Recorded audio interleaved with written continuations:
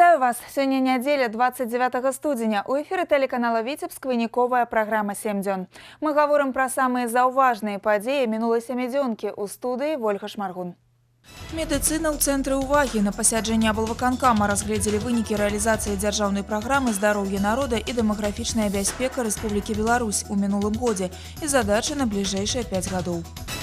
Нарада ў губернатара, кіраўнікі Ушацкага, Талачынскага і Сейнінскага раёнаў трымалі адказ за неэфектыўнасць жывёлагадоўчай вытворчасці. Летняя прадукцыя пасярод зімы. У самым паўночным цяплічным камбінаце краіны Рудакова сабралі першы ўраджай агуркоў. Прадукцыя на прылаўках магазинаў. Юбілей на сцэне. Народная артыстка Беларусі Святлана Акружная адсвяткавала дзень нараджэння творчым вечарам. Віншаванне даслаў прэзідэнт краіны. Голосуем за наших. Завершается голосование открытого публичного конкурсу «Триумф героям спорту». Жыхары в области могут отдать свой голос за земляков, олимпийского чемпиона и его тренера.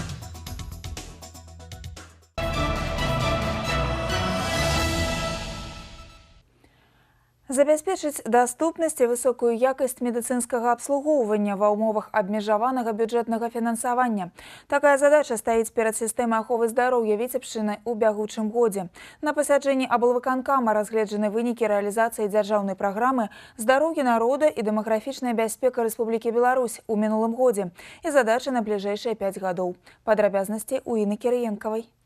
Дзякуючы аптымізацыі сістэмы аховы здароўя, рацыянальнаму выкарыстанню лекавых прэпаратаў айчыннай вытворчасці, летась удалося сэканоміць значныя сродкі, каля 1,5 мільёна рублёў. Созданы условия для оказания медицинских женских консультаций, которые вошли в структуру родильных домов. Эта структура отработана только по Витебской области.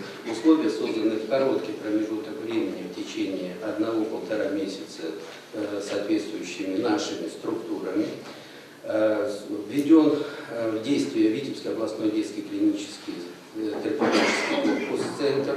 Ад развіцця пазабюджэтнай дзейнасці лячэбныя ўстановы дадаткова выручылі каля 67 мільёнаў рублёў. Гэта дазволіла павялічыць расходы на аказанне медыка-сацыяльнай дапамогі насельніцтву. У выніку ў вобласці адзначаецца скарачэнне дзіцячай смяротнасці. Яна адна з самых нізкіх па краіне. Павелічэнне нараджальнасці і працягласці жыцця насельніцтва. Станоўчыя крокі зроблены па зніжэнні ўзроўню захворванняў сістэмы кровазвароту, якія дамінуюць у структуры смяротнасці. Выкарыстанне сучасных тэхналогій навейшага абсталявання дазволіла віцебскім медыкам змяніць сітуацыю ў лепшы бок. Праўда, далёка не ўсюды ўдаецца хутка правесці тэхперааснашчэнне, дайсці да кожнага раённага цэнтра і забяспечыць высокі ўзровень медыцынскай дапамогі пакуль не хапае магчымасцяў. Те деньги, которые мы получаем, мы должны их не распылять, мы должны вкладывать в отдельные точки, чтобы это были лучшие медицинские учреждения, чтобы там самое суперовское мировое оборудование было. Вырашана акцэнт рабіць на аказанне медыцынскай дапамогі па месцы жыхарства. Аснашчэнне ФАПаў, амбулаторый павінна быць на ўзроўні, як і правядзенне дыагностыкі захворванняў. Мы приближаем диагностическую помощь и скрининги для выявления патологии непосредственно к месту жительства. Не доедет с постав, не доедет сушач. При таких заработных платах их объективно надо признавать. Витебск МИНС для получения соответствующего скрининга. Поэтому вот этот передвижной комплекс, который единственный в республике работает, и все, он дает приближение и диагностику. Второй момент – смещение объемов помощи на межрайонный уровень, высокоспециализированный, который уже есть у нас непосредственно в области и не требует никаких затрат по технологиям. У вобласці вырашаецца і праблема з кадрамі. Вядзецца падрыхтоўка высокакласных спецыялістаў сярэдняга звена, урачоў вышэйшай кваліфікацыі з улікам патрабаванняў часу. Наши медсестры, наши врачи имеют возможность на том оборудовании, которое получает медуниверситет, обеспечить вот эту вот подготовку по высоким технологиям. Не менш важная праблема, як утрымаць маладых спецыялістаў. Вырашана актыўней укараняць сістэмы заахвочванняў, адшукваць дадатковыя крыніцы для павышэння заработнай платы работнікам медыцынскай сферы. Інна Кірыенкава, Леонид Табола, навіны Віцебск. Аптымальная арганізацыя сельскагаспадарчай вытворчасці, павелічэнне пагалоўя буйной рагатай жывёлы і ўдасканаленне сістэмы аплаты працы работнікаў. На чарговай нарадзе ў старшыні Віцебскага аблвыканкама Мікалая Шарснёва прааналізавалі стан жывёлагадоўлі ва Ушацкім, Талачынскім і Сенінскім раёнах. Справы ў гэтых рэгіёнах ідуць не лепшым чынам. Вытворчасць малака, яго якасць і колькасць пагалоўя за 2016 год знізіліся. Як пераадолець сельскагаспадарчы крызіс на мясцовым узроўні? На гэтым тыдні вырашалі спецыялісты. Меркаванне выслухала наша здымачная група.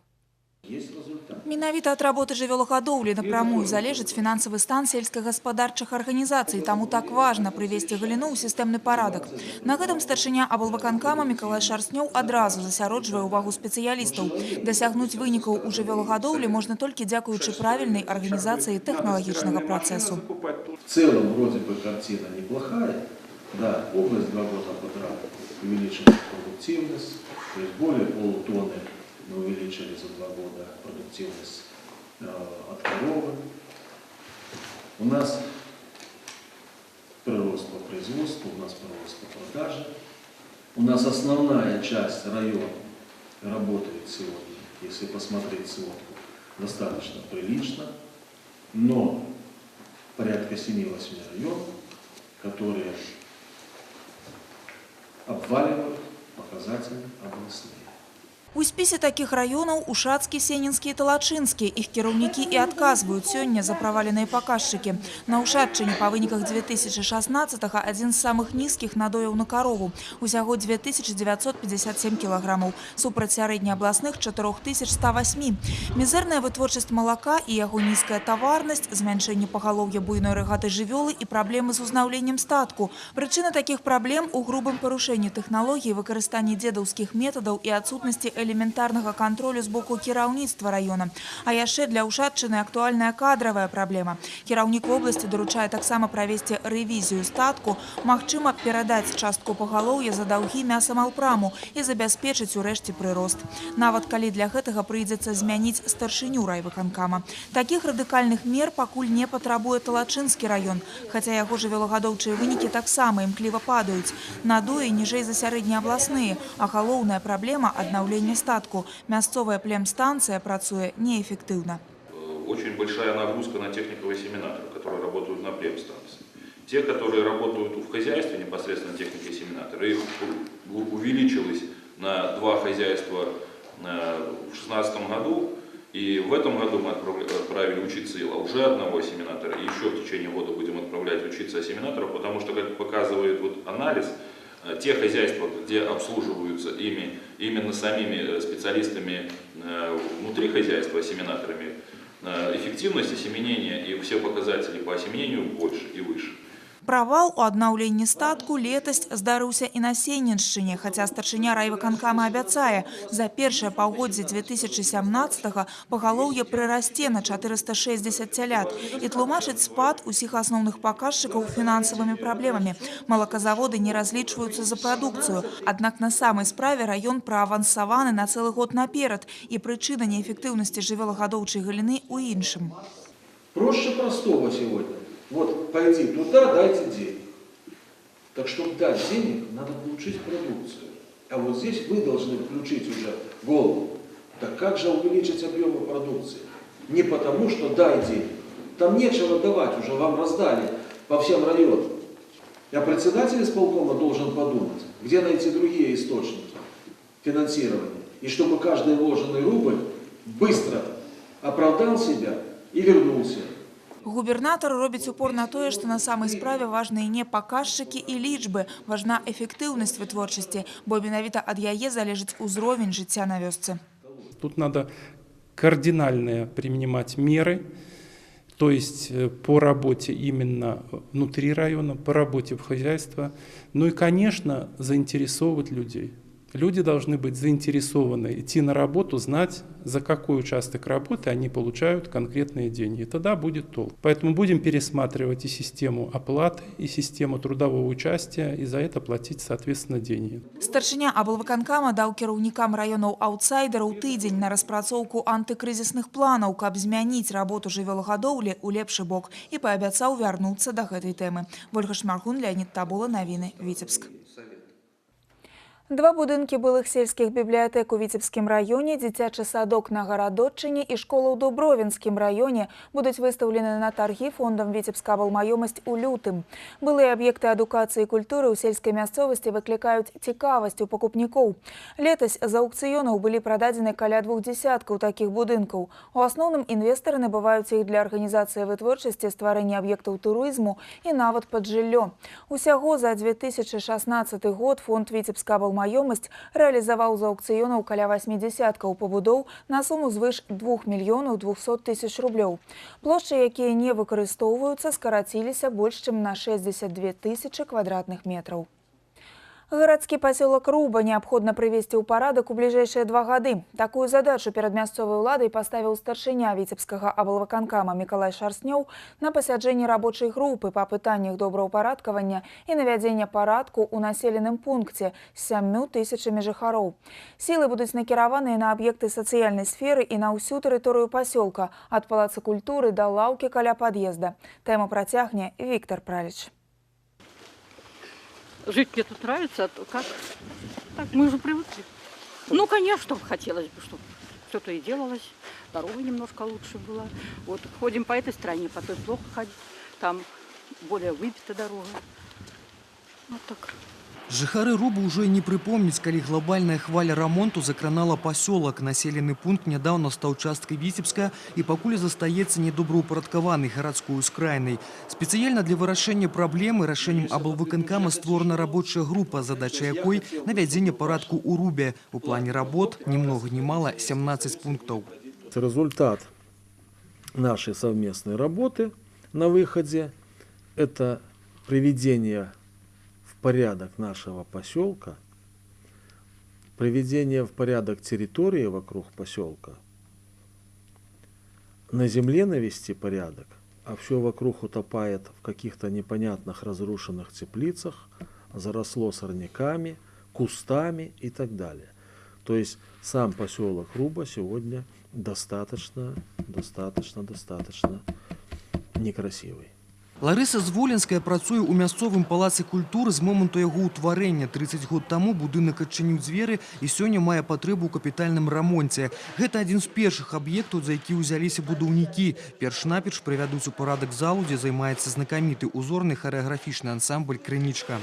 Мы тоже зарабатываем деньги, но у нас небольшой бюджет, но тоже какие-то мелочи тоже будем приобретать. Мы заработали в 2016 году 260 миллионов. Старыми, да. Усяго ж адрэстаўрыруюць і правядуць цякучы рамонт на дзясятку аб'ектаў. Новую прапіску набудзе школа мастацтваў, яна пераедзе ў былы будынак дома быту. Акрамя таго, адрамантуюць сярэднюю школу, дзіцячыя садкі, жылыя будынкі пасёлка, бальніцу і паліклініку. У парадак прывядуць мясцовы храм, заасфальтуюць вуліцы гарадскога пасёлка. Все объекты городской собственности, конечно, основное – это городской бюджет. Конечно, для наведения порядка будут привлекаться и сами горожане этого поселка, естественно, и предприятия, которые работают на этой территории. Будут проводиться субботники. На тэрыторыі Рубы размешчаны завод «Даламіта», таксама аўтапарк нумар 2. У пасёлку пражывае каля 7 тысяч чалавек. Рэалізацыя плана добраўпарадкавання запланавана на 2 гады. Аднак першыя аб'екты павінны быць здадзены ўжо да новага навучальнага года. Віктор Праліч, Олег Чарняк, навіны Віцебск. Беларусь і Смаленская вобласць плануюць развіваць гандлёва-эканамічнае супрацоўніцтва. Новыя сумесныя праекты ў Віцебску абмеркавалі міністр транспарту і камунікацый Беларусі Анатоль Сівак і намеснік губернатара Смаленскай вобласці Ростислав Роўбель. У перспектыве рост паставак у расійскі рэгіён беларускай сельскагаспадарчай прадукцыі і прадуктаў харчавання, а таксама ўзаемадзеянне ў прамысловасці і будаўніцтве. Размова ішла і аб сумеснай дзейнасці ў сферы культуры. Па выніках пасяджэння ў Віцебску падпісана пагадненне аб супрацоўніцтве паміж Рэспубліканскай канфедэрацыяй прадпрымальніцтва і Смаленскай гандлёва-прамысловай палатай. У тым ліку і ў расійскую федэрацыю прадае сваю прадукцыю адкрытае акцыянернае таварыства «Рудакова». На днях у цяплічным камбінаце сабралі першы ўраджай агуркоў. Амаль 20 тонн свежай вітаміннай прадукцыі паступілі ў гандлёвую сетку вобласці. Сёлета ў гаспадарцы намераны вырасціць больш за 10 тысяч тонн гародніны. Больш за палову яе рэалізаваць на экспарт. Як удаецца паспяхова канкурыраваць на рынку, пацікавілася Інна Кірыенкава. Атрымаць першыя агуркі ў сярэдзіне студзеня звычайная з'ява, заўважае спецыяліст 40-гадовым стажам Раіса Крупаціна. Рассаду высадзілі напрыканцы снежня і ўжо праз 3 тыдні пачалі збор пладоў. Многае, гаворыць, залежыць ад гатунку. Выкарыстоўваюць галандскі гібрид мева. У яго перавагах даўно упэўніліся. Гэты салатны агурок духмяны, сярэдняплодны, вагой у сярэднім да 240 грамаў і велічынёй да 22 сантыметраў. І галоўнае, прадукт экалагічна чысты. Кантроль праводзіцца пастаянна. Каждых 10 дней сдаем на все показатели, и поэтому нитраты, очень низкое содержание нитрата, потому что, видите, судосветка, которая, ну, здесь 20 тысяч нет, но 18, 16, 18 тысяч люкс, поэтому продукты безопасные, поэтому все можно употреблять в пищу без ограничений. Плады збіраюць штодзень, пакуль у сярэднім да 400 кілаграмаў. Далей гэта лічба будзе толькі ўзрастаць. Спадзяюцца, што сёлета ўдасца атрымаць ураджай не горшы за минулагодні. Таму догляд за раслінамі адпаведны. Неабходна пастаянна ажыццяўляць абрэзку лістоў, заўважае Кацярына Шэрагава. Он снимается, огурец, который наливается. Затем вот эти вот листья должны удалиться. Это чтобы не затягивал питание лист. Агуркі, як і любая зялёная культура, не можа расці без сонца. Таму тут асцерагаюцца, што недахоп яркіх сонечных дзён можа негатыўна адбіцца на ўраджайнасці. Если только пасмурная погода, урожайность сразу на 40% падает. Если, допустим, солнечная погода, мы, образно говоря, собрали 10 тонн, то пасмурная погода 6 тонн. Летась вырастили 10,5 тысяч тонн гародніны, амаль палова агуркі. Выручылі ад рэалізацыі вітаміннай прадукцыі 16 мільёнаў 200 тысяч рублёў. Сёлета мяркуюць атрымаць не менш. Для гэтага ёсць усе перадумовы. Інна Кірыенкава, Леонид Табола, навіны, Віцебскі раён. Віцебскі аблвыканкам пакарае сацыяльныя сеткі. На афіцыйным сайце камітэта ўкаранілі інтэграцыю з папулярнымі сервісамі УКонтакце і Фейсбук. Сёння вэб-рэсурс выканаўчага органа ўлады адпавядае ўсім сучасным патрабаванням. За 10 гадоў існавання ён некалькі разоў абнаўляў інтэрфейс. Апошняя трансфармацыя зрабіла сайт больш зручным для наведвальнікаў.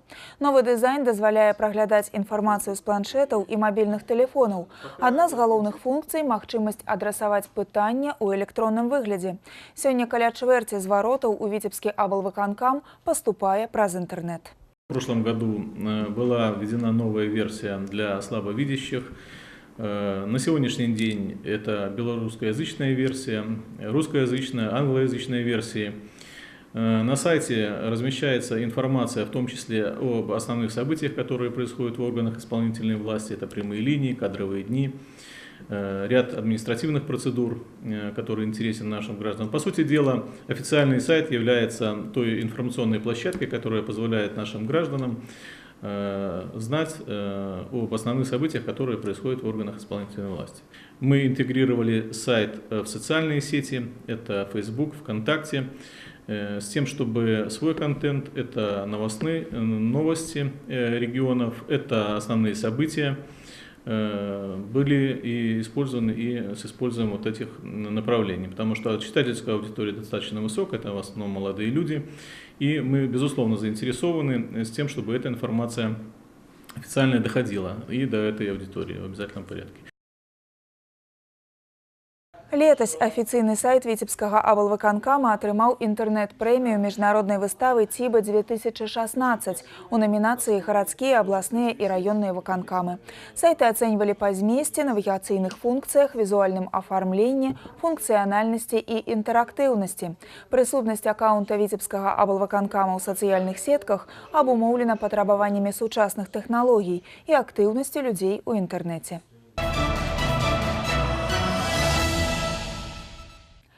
Сегодня день белорусской науки. Белорусские даследчики не отстают от сусветных трендов. Нанотехнологии, стварэнне штучнага интеллекту, робототехника. Але асаблівае месца ў гэтым спісе займае медыцына. У 2017 годзе прэзідэнцкія гранты атрымалі 5 супрацоўнікаў Віцебскага медуніверсітэта. Стыпендыі ад кіраўніка дзяржавы прызначаны 2 аспірантам гэтай установы. Пра крэатыўныя ідэі выбітных талентаў наш карэспандэнт Артур Смалякоў. Мэта гэтых людзей зрабіць свет лепшым. Пераацаніць іх даследаванні немагчыма. Адны распрацоўкі закліканы павысіць якасць жыцця, іншае жыццё выратаваць. Дацэнт кафедры анкалогіі Віцебскага медыцынскага універсітэта стварыў тэст-сістэму, якая дапамагае выявіць рак на ранніх стадыях. На працяг даследаванняў навуковец атрымаў грант ад кіраўніка дзяржавы.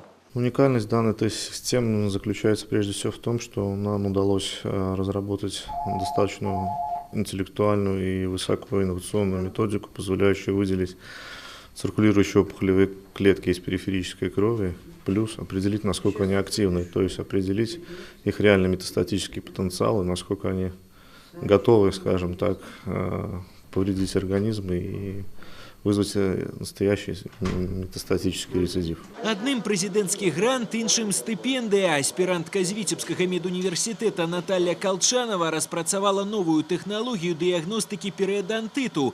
З яе дапамогай урач можа вызначыць узровень захворвання зубоў па аналізе сліны пацыента. Навуковую распрацоўку ўжо укаранілі 10 стоматалагічных клінік в области. Это как дополнительная диагностика в клинике и помогает нам в дальнейшем правильно разработать тактику лечения для пациента, подобрать ее индивидуально для каждого. Данный метод позволяет знать результат уже в течение суток. При этом метод не инвазивен, то есть мы не берем кровь из вены, просто забирается слюна у пациента, достаточно просто, комфортно пациенту и быстро для доктора. И потом в слюне, в лабораториях мы определяем активность фермента, интересующего нас, а именно это эластаза.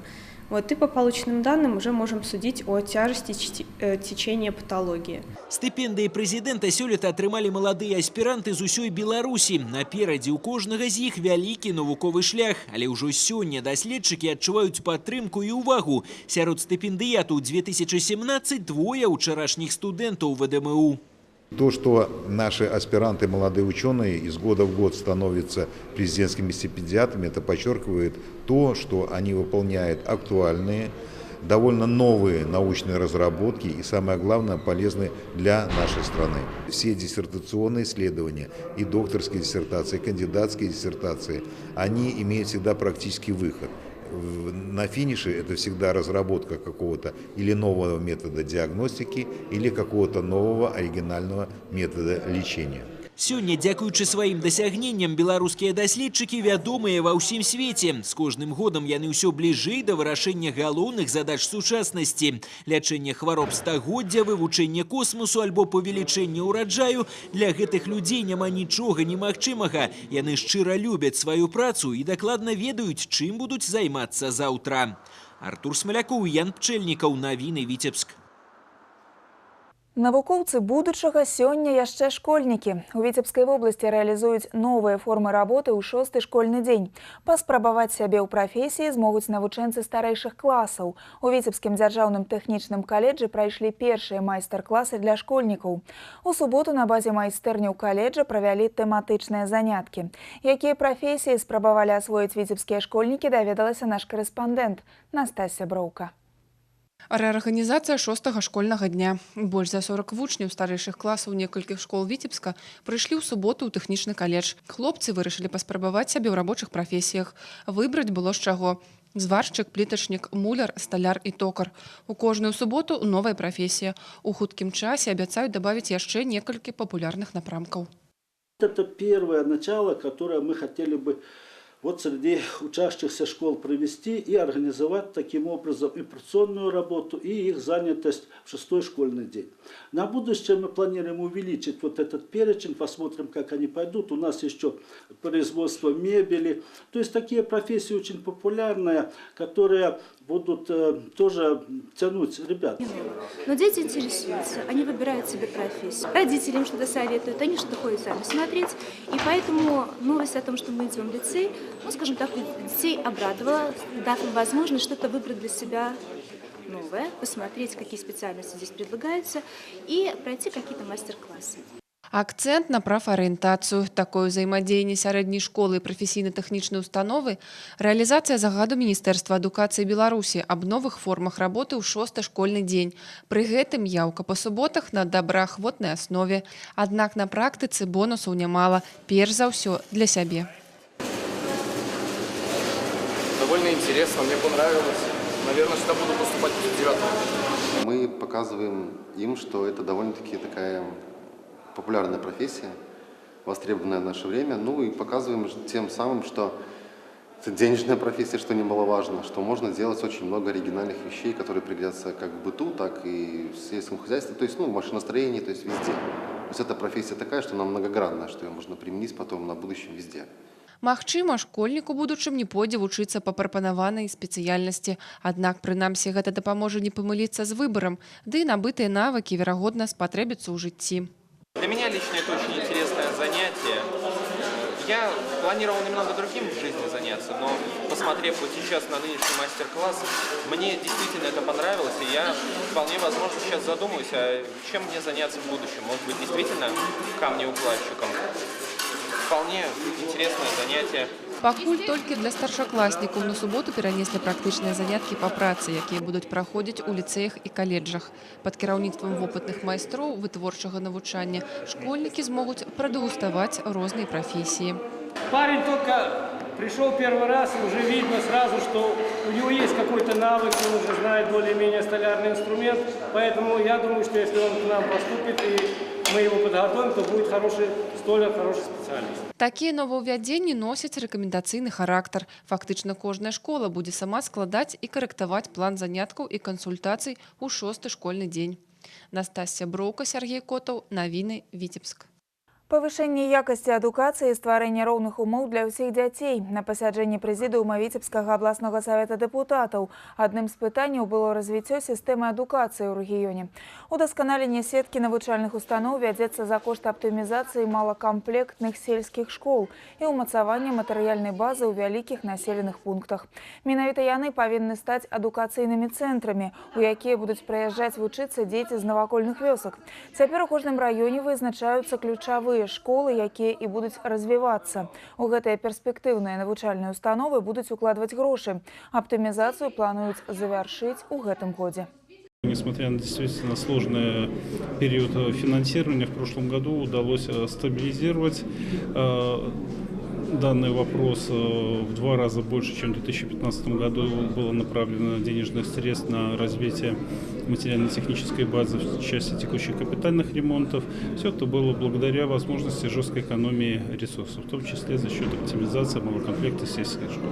Эти вопросы очень болезненные. Вместе с тем, когда количество детей становится все меньше и меньше, только за прошлый год количество учащихся в сельской местности уменьшилось практически на 1000. Всего у нас осталось 19 200 учащихся. Конечно, мы сегодня должны считаться с данными тенденциями. Таксама ў гэтым годзе Віцебская вобласць плануе абнавіць парк школьных аўтобусаў, абяцаюць прывесці ў парадак і адрамантаваць дарогі па маршрутах школьных аўтобусаў. Узмацненне кантролю за выкананнем антыкарупцыйнага і працоўнага заканадаўства, прафілактыка рэцыдыўнай і падлеткавай злачыннасці. Такія задачы паставіў перад пракурорамі Віцебскай вобласці нядаўна прызначаны кіраўнік ведомства Вадзім Сушчынскі. На гэтай пасадзе ён усяго месяц, аднак за гэты час асабіста наведаў 20 раённых пракуратур і падрабязна азнаёміўся з іх дзейнасцю. Пры зніжэнні ў 2016 годзе агульнай колькасці злачынстваў у некаторых раёнах Віцебшчыны крымінагенная ситуация застаецца складанай. Расце рэцыдыўная злачыннасць, трэць правапарушэнняў здзяйсняюць беспрацоўныя. Не губляюць актуальнасці пытанні барацьбы з карупцыяй і эканамічнымі злачынствамі. Сёлета гэтыя накірункі будуць прыярытэтнымі ў рабоце пракурораў. Вызывает обеспокоенность определенную, рост уголовно наказуемых хулиганств, мошенничеств, сбыта поддельных денежных знаков, ну а также покушений на убийство. В прошлом году учтено 168 коррупционных преступлений. По этим преступлениям привлечено к уголовной ответственности 132 лица. Я вам скажу, что в текущем году задачи, которые стоят перед органами прокуратуры, да, они четкие и понятные.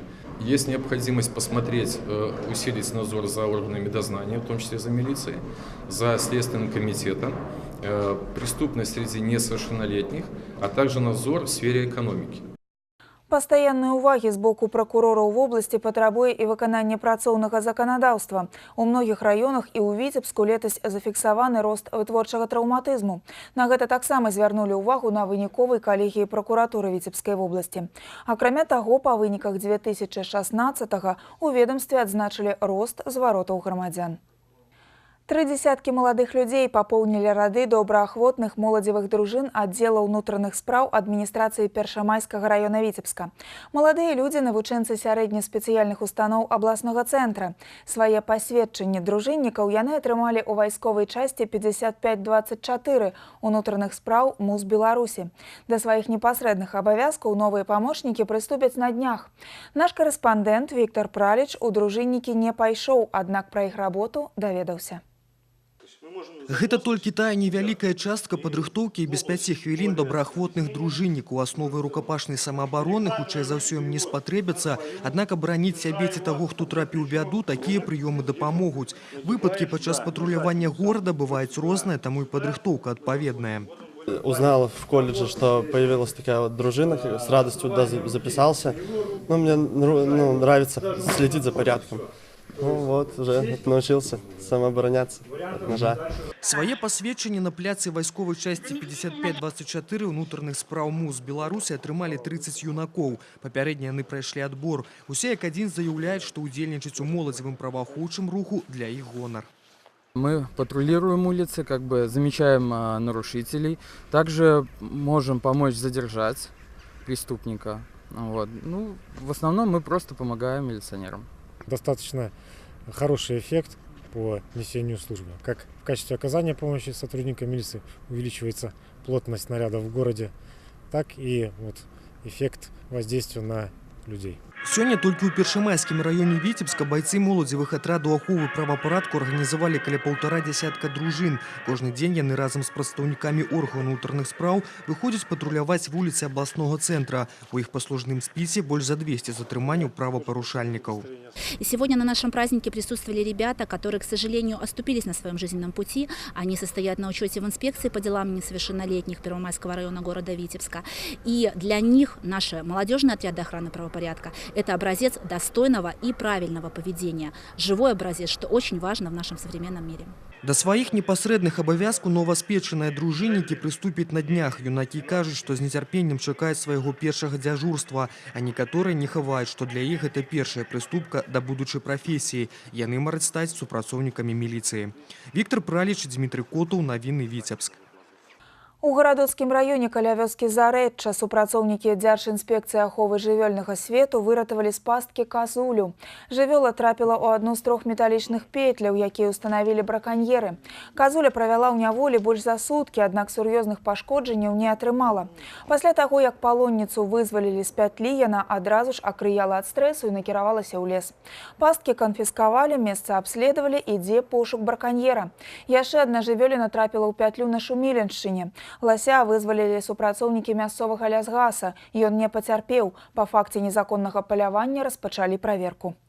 І ў працяг жывёльнай тэмы. У Віцебску жанчына падабрала параненага далмаціна. Сіротку вылечылі, прынялі ў сям'ю і прывыклі да яго, як да ўласнага дзіця. Аднак праз некалькі месяцаў знайшліся яшчэ 2 гаспадыні сабакі. Далейшы лёс чатырохлапага вырашаюць у судах. У сюжэтных лініях кіналагічнага дэтэктыва разбіралася Юлія Устинова. Подбежала собачка, с перебитой лапочкой, мордочка в крови. Мне ее очень стало жалко, без ошейника, ничего не было. Ни людей рядом, никого не было, это было уже поздно. Но я взяла собачку себе домой. Ускудлачанага, палахлівага, знясіленага і параненага дарослага далмаціна Алена Волкова ў канцы жніўня падабрала на вуліцы. У ветэрынарнай клініцы, куды чуллівая жанчына правяла сабаку, устанавіць яго гаспадара не ўдалося. Ні чыпа, ні кляйма, ні жэтону ў яго не было. Волкавы вырашылі прыняць сіротку ў сям'ю.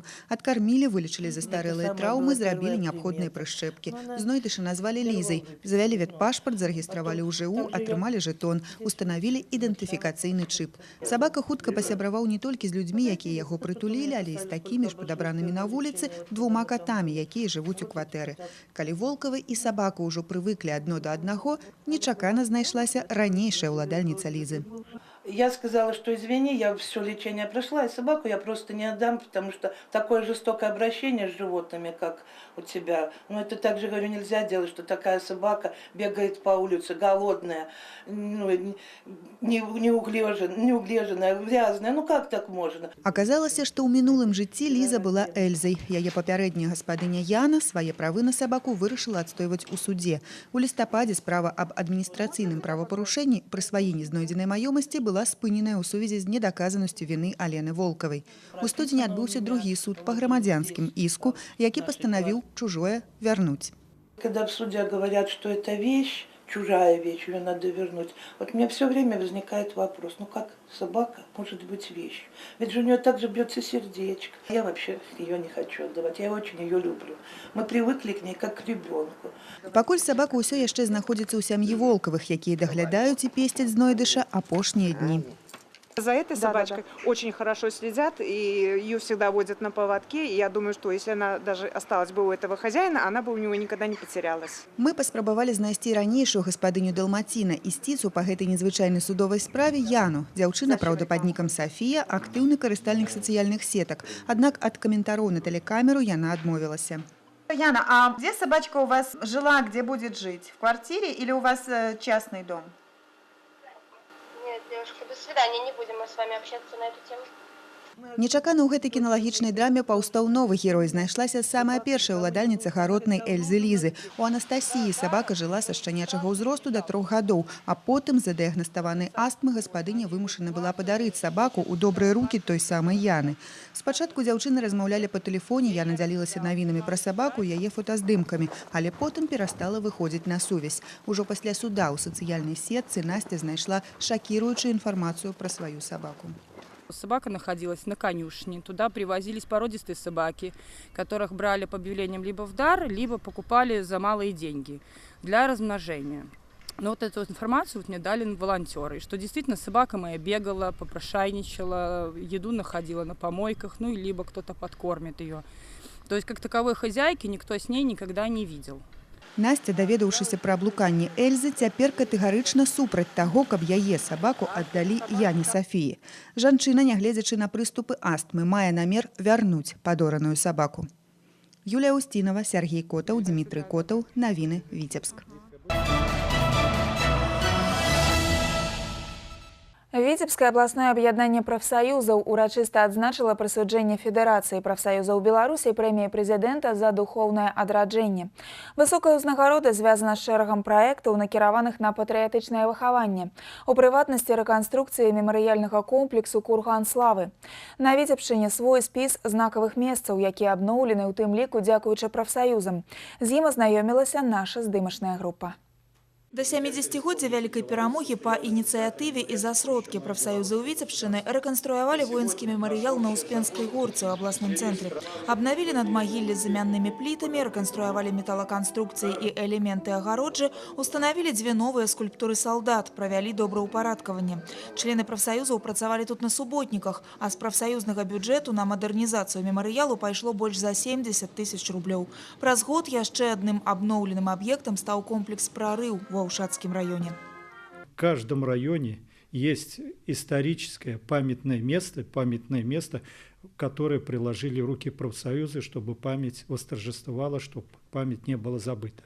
В частности, это восстановление мемориального комплекса «Прорыв», где профсоюзы приняли активное участие, более 300 миллионов недоминированных рублей и участвовали сами там, это и профсоюзы, и Ушачского района участвовали, и прилегающих районов. Ганаровымі грамотамі абласнога аб'яднання прафсаюзаў сёння ўзнагародзілі тых, для каго захаванне агульнай гістарычнай памяці стала справай асабістай. Віктор Демьянович Цярэшчанка амаль усё жыццё прысвяціў стварэнню мемарыяльнага комплексу ў вёсцы Копцы Віцебскага района. Сам удзельнік Вялікай Айчыннай, 92-гадовы пенсіянер, даглядае за воінскімі пахаваннямі і падтрымлівае сувязі з роднымі тых, хто тут загінуў. Увековечить память погибших воинов при освобождении Копчи. Это 1200 человек. Вот, 17 памятников. Сейчас делается там вокруг. Памятники уже стоят. Это я назвал линия памяти и скорби. 17 таких монументов стоит. Вот. С другой стороны, у меня замысел есть еще сделать, кроме линии, еще стену памяти и скорби.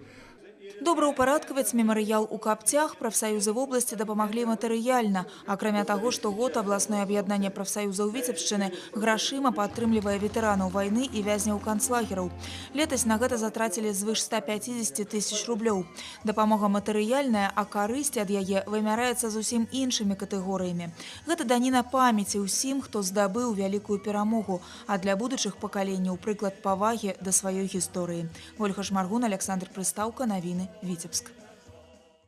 У гонар гадавіны прарыву блакады Ленінграда да помніка дзецям вайны ў Віцебску ляглі жывыя кветкі. Тут жа прайшоў мітынг, які сабраў не толькі моладзь, але і сведак падзей больш чым 70-гадовай даўніны. Блакада Ленінграда – адна з самых трагічных сторонок 20-го стагоддзя. Акупацыя горада на Няве доўжылася 900 дзён. Забрала жыцці мільёна чалавек, сярод якіх былі і дзеці. Іх памяць ушанавалі хвілінай маўчання. Мой отец мало рассказывал. Как и всем участникам войны, тяжело рассказывать было. А наша вина, что не все расспросили. Видение, которое преследовало всю свою жизнь, когда на глазах у него ушла под лед большая грузовая машина, полная груженная детей, блокадников, детский дом. Они все ушли, погибли. Поэтому сюда я, конечно, такое состояние у меня. И торжественности, что это снята была блокада. И в то же время, это уже, может, и отступает, погибло много детей, ни в чем не повинных. История человечества подобного не знала. Вот, поэтому мы с большой данью уважения к этой дате относимся, низко кланяемся и говорим слова благодарности тем ветеранам, которые еще стоят и живут в настоящее время. Сёння ў Віцебску пражываюць 42 блакаднікі. У гэтыя дні некаторыя з іх наведваюць школы, дзе дзеляцца сваімі ўспамінамі. Дарэчы, да Дня перамогі ў 28-й сярэдняй школе абласнога цэнтра будзе адкрыты музей у памяць ахвяр блакады. Зараз арганізатары працуюць над назвай экспазіцыі. Новыя факты з жыцця і творчасці Марка Шагала. У Віцебску у арт-цэнтры знакамітага мастака прэзентавалі 4-й выпуск шагалаўскага зборніка. Упершыню поўная электронная версія выдання з'явілася ў інтэрнэце на сайце музея. Усяго ў зборнік увайшлі 20 дакладаў, якія былі прадстаўлены на 14-х і 15-х міжнародных шагалаўскіх чытаннях у Віцебску. Пра новыя факты біяграфіі сусветна вядомага земляка даведалася і наш корэспандэнт Настасья Броўка. Невядомыя старонкі жыцця знакамітага мастака, маштабныя працы і даследаванні архіўных дакументаў. Так адкрываюцца новыя факты ў біяграфіі Марка Шагала. 4-й выпуск шагалаўскага зборніка складаецца з 2 частак. Першая прысвечана жыццю і творчасці мастака. Другая – матэрыялы пра асяроддзе Шагала і Віцебск пачатку 20-го стагоддзя. Интересен доклад Виталия Городецкого, это исследователь из Соединенных Штатов. До этого исследования считалось, что Марк Шагал не поступил, а провалил экзамены в училище барона Штиглица. Вот. Виталий Городецкий нашел архивные документы, которые говорят о том, что Марк Шагал подал туда документы, но экзамены не сдавал, потому что в тот момент жизни, на который приходились экзамены, эта тема стала для него уже не актуальной, ему уже не нужно было туда поступать. 4-й выпуск шагаловского сборника подводит итог 25-летней деятельности музея Шагала по проведению научных конференций, которые у нас называются «Шагаловские чтения». Это международная научная конференция, которая начала проводиться в 1991 году. И я очень приветствую те доклады, которые касаются исследований витебского периода жизни Марка Шагала. Чацвёрты выпуск шагалаўскага зборніка прысвечаны памяці нязменнага старшыні шагалаўскага камітэта ў Віцебску Давіда Сімановіча. Новы зборнік выйшаў невялікім тыражом, усяго 100 экземпляраў. У продажы яго не ўбачыш. Аднак поўная электронная версія зборніка ўжо з'явілася на сайце музея.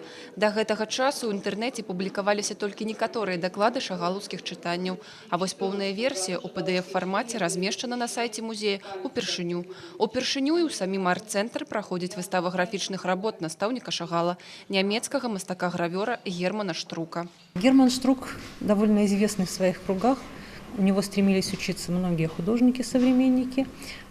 И буквально в течение недели Марк Шагал осваивает у него технику афорта, потом технику литографии, фактически сразу начинает создавать графические произведения. Коллекционер, які прывёз графіку знакамітага нямецкага мастака ў Віцебск, падарыў музею Марка Шагала і арыгінальнае выданне 1916 года «Герман Штрук. Віды Літвы, Беларусі і Курляндыі». Кнігу таксама можна ўбачыць у экспазіцыі арт-цэнтра. Настасья Броўка, Леонид Тавола, Навіны, Віцебск. Васа Жалязнова, Кацярына Івановна, Жанна Дарк і яшчэ больш за 60 самых разнапланавых роляў сыграла на сцэне і ў кіно народная артыстка Беларусі Святлана Акружная. Большасць з іх яна ўвасобіла на сцэне Нацыянальнага акадэмічнага драматычнага тэатра імя Якуба Коласа, якому верай і праўдай служыць ужо амаль паўстагоддзя. На гэтым тыдні славутая віцебская актрыса адзначае юбілей. Тацяна Івановская ад імя нашай тэлерадыёкампаніі далучылася да віншаванняў. Яе бацькі жадалі, каб яна стала ўрачом, а Святлана Акружная з дзяцінства марала аб сцэне. Заўсёды ўдзельнічала ў самадзейнасці, і калі паступіла ў тэатральны, ні бацькі, ні сябры нават не здзівіліся. Таленавітую, прыгожую, характарную маладую актрысу немагчыма было не заўважыць. Яе першая тэатральная работа выклікала фурор. 3-й курс, а ўжо ва ўладзе цемры Льва Толстога. Роля Анюткі. Творчы лёс падорыць Акружной яшчэ шмат цікавых роляў. З'явіцца і самая жаданая, аб якой марыла з дзяцінства. Родилась с мечтой о Жанне Дарк. Я всю жизнь хотела ее сыграть, мечтала и осуществила. Это великое дело. Я даю городу миллиард, а купляю у города справедливость. Бліскучая ігра Святланы Акружной заўсёды выклікае захапленне ў гледачоў. Яе талент адзначаюць і калегі па творчаму цэху. Мне даводзілася працаваць даволі часта. Я прыйшоў у 71 годзе, і першая вялікая работа менавіта з ёю я іграў Скалнаса ў Клеменсе, а яна іграла дзяўчыну, якую Скалнас любіць. У Каўнасе і прыйшоў аўтар Казіс Сая да нас на спектакль. Ён прынёс кнігі, падараваў мне і падараваў Святлане Акружной. У ёй у гэтай кнізе было напісана «Самай лепшай Дануце». Ёй шанцавала з партнёрамі, з рэпертуарам і, вядома, з рэжысёрамі. Казіміроўскі, Эран, Пенігін, Таліпаў, партрэты гэтых і іншых дзеячаў, а таксама фрагменты самых знакавых спектакляў з удзелам Святланы Акружной сталі асноўнай часткай экспазіцыі «Маё жыццё ў мастацтве». Выстава зараз дэманструецца ў Віцебскім мастацкім музеі. Уже идет такое время, когда пора делать какие-то выводы. И мне кажется, эта выставка этому способствует. Як і належыць сапраўднай актрысе, дзень нараджэння Святлана Акружная будзе адзначаць на сваёй тэрыторыі любві, народнай коласаўскай сцэне. Светлана Артемовна Окружная — это эпоха, в театре Якуба Коласа эпоха, что тут говорить, она амаль паўстагоддзя адпрацавала ў тэатры, гэта само за сябе гаворыць, плюс такі шэраг выдатных роляў, выдатных, адзначаных і крытыкамі, і яе любяць гледачы, і таму мы пастараемся зрабіць вечар, ушанаваць яе. Хто дасць Святлане Акружной яе гады?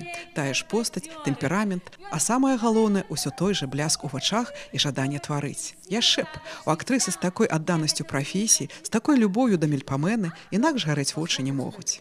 Тацяна Івановская, Сергей Котаў, Олег Чарняк, Навіны, Віцебск. Прэзідэнт Беларусі Александр Лукашенко павіншаваў народную артыстку Беларусі Святлану Акружную з юбілеем, паведамілі ў прэс-службе кіраўніка дзяржавы. Вы самааддана служыце сцэне Нацыянальнага акадэмічнага драматычнага тэатра імя Якуба Коласа. Створаныя вамі вобразы пакінулі яркі след у сэрцах гледачоў.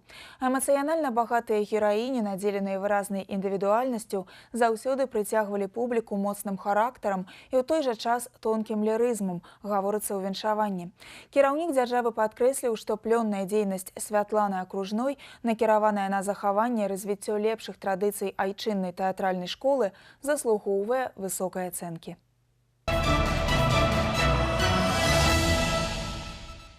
Жыхары Віцебскай вобласці актыўна падключыліся да адкрытага публічнага конкурсу «Трыумф героям спорту». Аддаць свой голас за лепшага спартсмена і трэнера па выніках 2015-16 гадоў, якія дабіліся значных вынікаў на аўтарытэтных міжнародных пляцоўках, можна да 31 студзеня. Галасаванне ідзе на афіцыйным сайце конкурсу ў інтэрнэце triumf.by, а таксама з дапамогай друкаваных бюлетэняў, размешчаных на сайтах арганізатараў Белтэлерадыёкампаніі, прэзідэнцкага спартыўнага клуба, Міністэрства спорту і турызму, Нацыянальнага алімпійскага камітэта. У спісе прэтэндэнтаў на народную перамогу і віцябляне, трэнер Вольга Уласава і яе выхаванец Уладзіслаў Ганчароў.